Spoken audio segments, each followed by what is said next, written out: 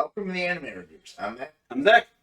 Today we're talking about Jujutsu Kaisen Episode 13, Tomorrow. Oh, the show. This episode. Oh, this is so good. Just an action style, artwork, story. Everything about this is so good. So this episode opens up with the fight between Itadari and Nanami versus Mahito, which is so well done. Getting to see Mahito show off some new abilities, and then the aftermath of the fight, and even the aftermath of after the fight's over, we get a discussion scene between Nanami and Itadori about some stuff. We also get to see the resolution, like the school's response to what Junpei did. Yeah. Which is absolutely worth talking about and mentioning. Yeah. A lot of shows that do that, like, I feel like, whatever, you could leave it. Like, this show actually does it very well, and is absolutely going to be something we're going to talk about. Wasn't that earlier in the... Yeah, that was earlier showing the little kid who got traumatized, and they're, like, I think... Wasn't that in this... Was this a show, this show where they have the little kid that's clearly traumatized? Oh, in, like, episode 3, yeah. Yeah. Yeah. Yeah, episode 3, this little kid's traumatized. You don't get any you get no resolution for that, but this, you actually get... Yeah, this one you actually do. But, yeah, just opening up, like I said, the fight scene where it's Nanami, Kento, and Itadori working together to fight Mahito is so much fun. Oh, yeah. You know, Mahito's response to how he wants to fight, like, he's constantly changing it up. Because initially he's like, oh, I'm going to keep an eye on Itadori, and you see, like, he alters his hand to have an eye. Which I will say, like, it's something I haven't mentioned about Mahito's character, but I really enjoy the fact that, like, he's got heterochromia, which is different colored eyes, and even when he places that eye on his hand, it's different than his other two. Yeah. And they're all different colors. And I don't know what it means for his character, like if that's going to play a part in something. It's a nice stylistic choice. Yeah, it's either, it could just be for style, but they might have it mean something later, and it could be something even cooler than just having heterochromia, which it's kind of neat in itself. Yeah.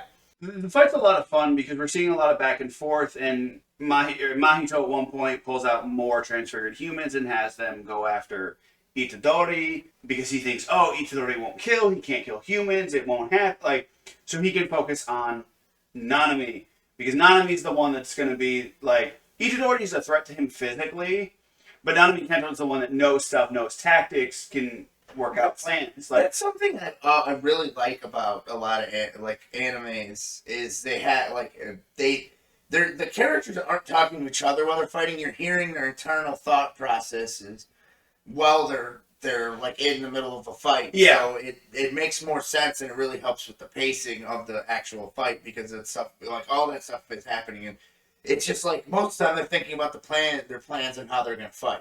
Like he was thinking like, okay, I gotta separate them and focus on the 7-3 sorcerer. Yeah. Because I can't kill Itadori anyway. Yeah, you can't kill Itadori anyways. On top of which, like, Mahito also wants to experiment with idle transfiguration on a Jujutsu sorcerer to see what that will do. Which he wouldn't be able to do with Itadori there anyways. Because Itadori will keep trying to stop him, and it would just be a hassle for him. And I do like the moment where Mahito's got Nanami pinned up against the wall and gloating about the fact that Itadori won't kill, that he's, you know,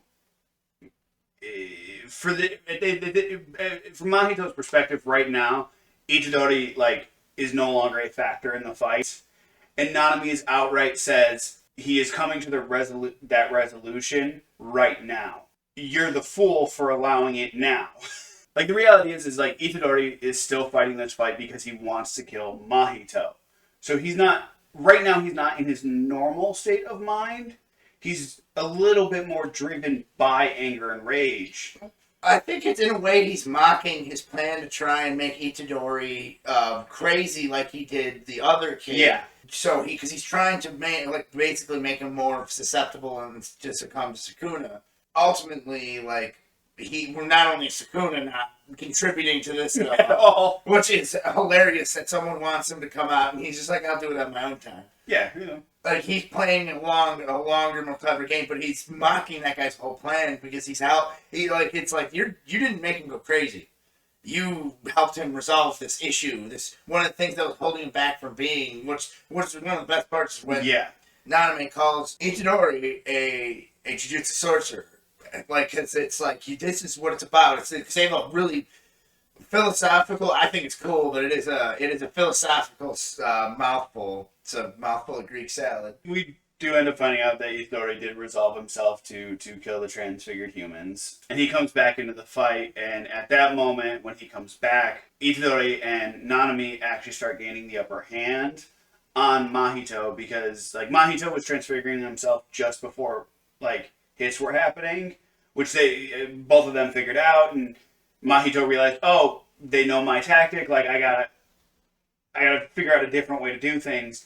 And he starts getting pummeled left, right, and sideways and has no time to do anything, which leads up to, honestly, probably one of my favorite moments, especially for this episode, where we see Mahito activate his domain. Yeah. He figures out how to. It shows that he figures it out. Yeah. He's able to touch his own soul. Yeah, he manipulates his own soul to activate his... Oh, it's so good. And it's out of his domain is straight out of a Japanese horror movie.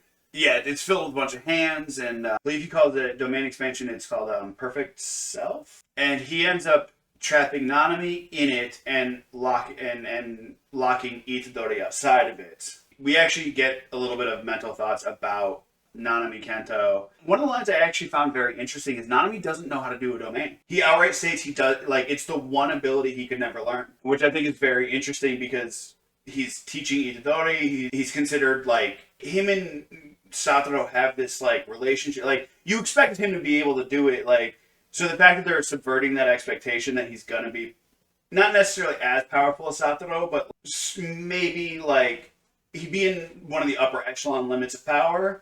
Like, he's not there. And we get a bit of his backstory and, like, his motivations and, like, why he came back to the sorcerer world. Well, that's one of the cool parts is he's, at that moment when he's in the hands, what he's done is he's accepted death.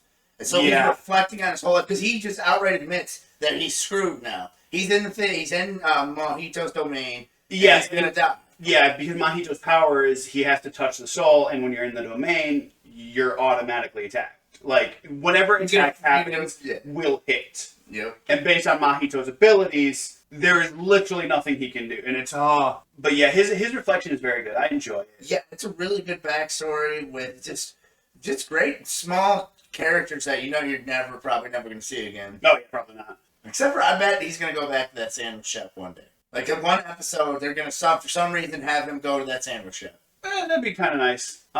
Just as a callback to it, yeah. And the next moment, just before it looks like he's about to get transfigured. Well, because that's another really cool part. So all the curses are always sadistic. So it makes they want to toy with. Yeah, so it makes more sense why they don't just like, oh, I have the king. Poof, I'm in charge now. Yeah. Like, they have the guy they're trying to kill. Like, why haven't you murdered him yet? It's like a toy with him, and it makes sense because they're sadistic. They don't go for the quick kills. Yeah, they want to torture their targets, and it also in another weird way, it also makes sense with Mahito because it's his first time using the domain. So outside of the fact that he's sadistic and wants to toy with Nanami, it's also sort of, I'm guessing, like, we don't get any of his mental thoughts, but I suspect there's also a part of him sort of feeling out the domain and what exactly it's doing. I get him reveling in the feeling of the domain is what I should say. Yeah, they do. They explain the domain more thoroughly. They break it down and just develop that how that power works, which you seldom see in any kind of show with any kind of superpower. I like what they explain about it for this episode in particular because Itadori ends up breaking into the domain, which is the part that they're actually explaining. Because they've explained, like, Satoru explained what a domain is in its base form. Now we're getting Nanami explaining, like, the faults to a domain, which is, a domain is great if you can lock your target into it, because it's borderline impossible to break out, but it's extremely easy to break in. But really impractical to. It's really impractical to, yes, but it's surprisingly easy to do. Because you go into their domain, you're not in their domain and at risk of their domain. Yeah. Which, for Itadori, works out very so well. That's such a great scene. Sukuna just appears on his throne of skulls. His domain just completely overpowers him. Well, no, it's not. Sakuna's domain doesn't overpower Mahito because his domain is touching the soul. He's going into Sakuna's domain because Sukuna has his own domain set up within Itadari. Well, it seems like that's how curses work, is they have to touch their own soul to, because that's where they exist, is in that domain. Yeah. So it's their soul and domain are connected in some way. Yeah, so I wonder if that... What happened is Mahito went in, his was not overridden. Yeah. He just immediately had no power once he was in there. Yep, and Sukuna just makes him bleed a lot. Oh, so much. And Sakuna's so, like... Oh, and Mahito just, like... He looks like he just got, like, electrocuted or something. Oh, yeah, Mahito, like, the second Itadori breaks in, is like... The look on his face is like, oh, I screwed up. Because Sukuna says, I told you there wouldn't be a second time. And it's so cold, like... It's just so good. It's just I don't know, like, just getting to see Sukuna strong, like, I might have that be one, like, oh, that's just so... That's a good thing. It looks awesome. Like, I've built things like that in video games where you can build things. Yeah. Like, I did that with Oblivion, excluding the fact that it was a chair, but I did like make a building out of skulls and stuff. Yeah. It's such a cool image when you to show like you have a really evil character. Yeah. Like, he sits on skulls in a river of blood. Like, he's on an island his domain is like an island. It's like a little pond of blood, yeah. Anyway, Sukuna damages Mahito very badly to the point where Mahito has to break his domain. Mahito ends up escaping. Itadori collapses because he's full of holes. And now we're actually starting to see them, like, bleed a bit. It's like, yeah, adrenaline finally wore off. You're not in the middle of the fight. The guy got away and you want to catch it. Like, the levels of adrenaline are hugely different. Yeah, and even Naname wants to go after him too, but he can't. They go through a little sewer grate that literally is like just tiny. Naname wants to, yeah. But Naname now can't because Itadori collapses. Well, and he calls up someone, he's like, even at your power level, you can exercise them. That just tells you how weak Mahito was after Sukuna just wrecked him. Not only after Sukuna wrecked him, but after the fact that he had to expend so much energy to do the domain. Oh, yeah, it's the fine. It's like, yeah, it's the fine. It's their kind of ultimate ability. Yeah. It costs them a lot of what they have. But it is it's the I win button. It's supposed to be. Yeah. Watch one episode with the volcano head, that was a whole different story. Yeah. They flesh out more stuff. They flesh out more stuff with that, and we also get to figure out like what exactly the curses are doing, like why they want Itadori, and they don't want Itadori, they want Sukuna specifically. Like Itadori just has to come with, and because he is Sukuna's vessel. Like what they want is Sukuna. They want him resurrected because they want the Age of Curses. And he outright says that Jugo was not as strong, that Sukuna as he is now is stronger than Jugo. No, other way around. Sukuna, as of right now, the way Sukuna's power level is, he is weaker than Jugo. But what the difference is Sukuna, like his soul and his presence are so overwhelming. I think what he's referencing is the fact that that's why people let their guards down around him, is because they've heard his legends, they've heard his lore, and he carries himself that even though he's at a weaker power level, he does not care. He treats himself at all times as being better than everyone else. So you sort of get that vibe of, well, he's just going to kill me. I think that's what he's sort of referencing with that statement, is the fact that, like, because of his overwhelming presence, you sort of innately let your guard down. Ergo, his attacks seemingly do more damage.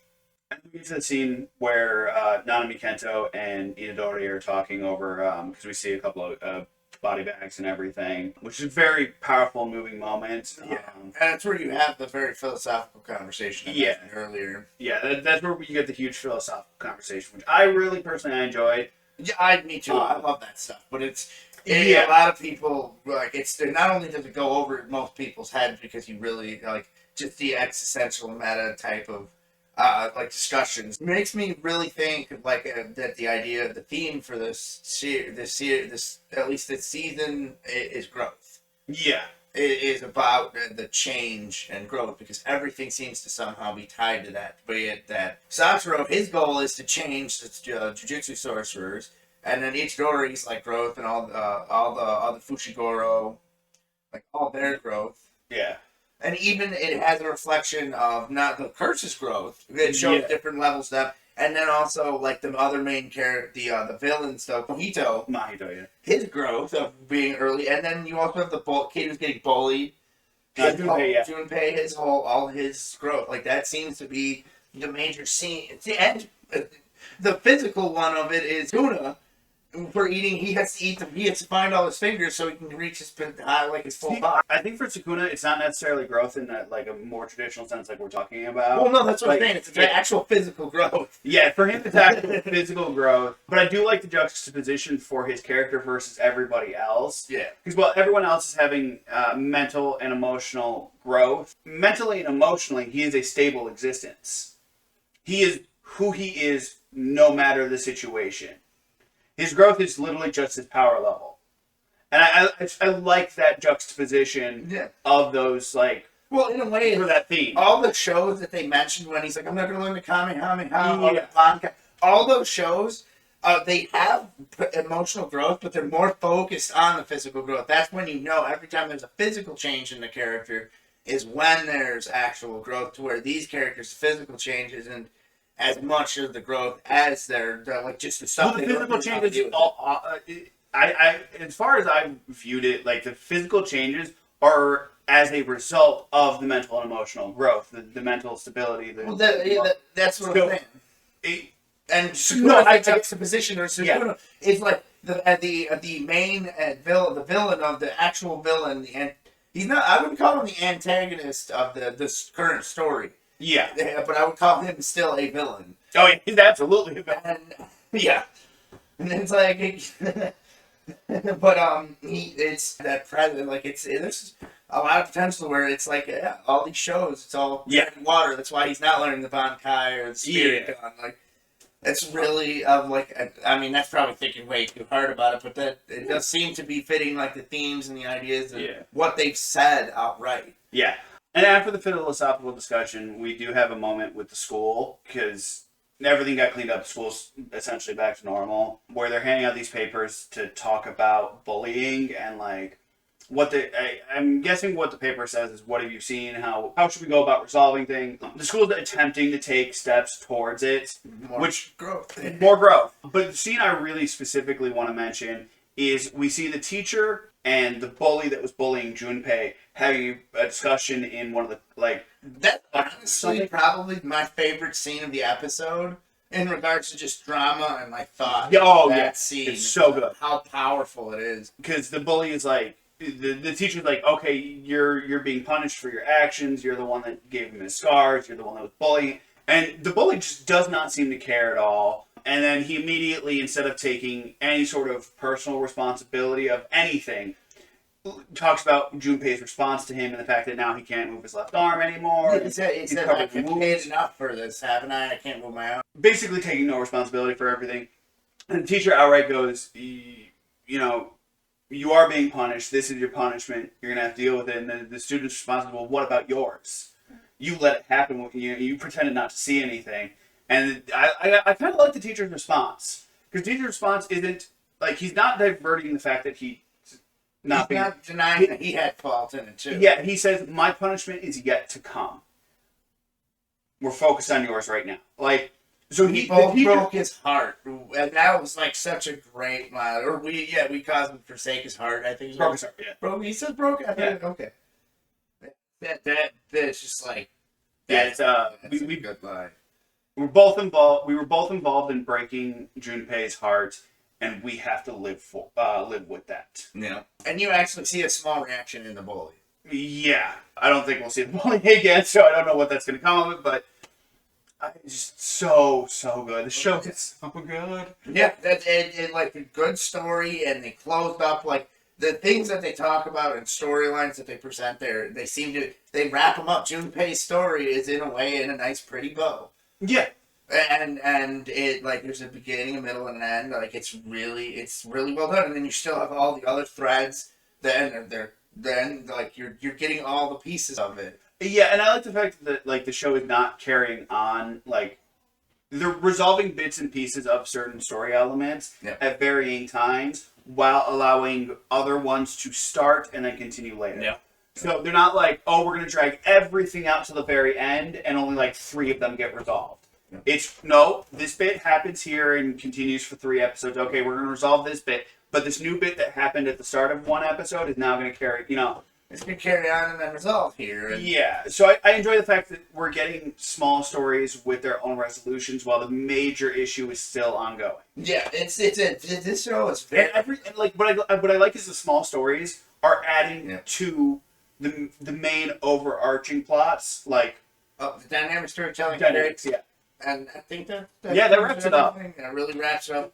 Just it like I am just so looking forward to the next Next week, yeah. Like this is a show that I probably would have stopped watching just so I could binge all because it's that good. Like I could just sit through and watch the whole thing. Oh, I'd absolutely still be watching this episode. But have a good one. Thank you. Thank you for watching. I hope you enjoyed. Don't forget to like, comment, and subscribe.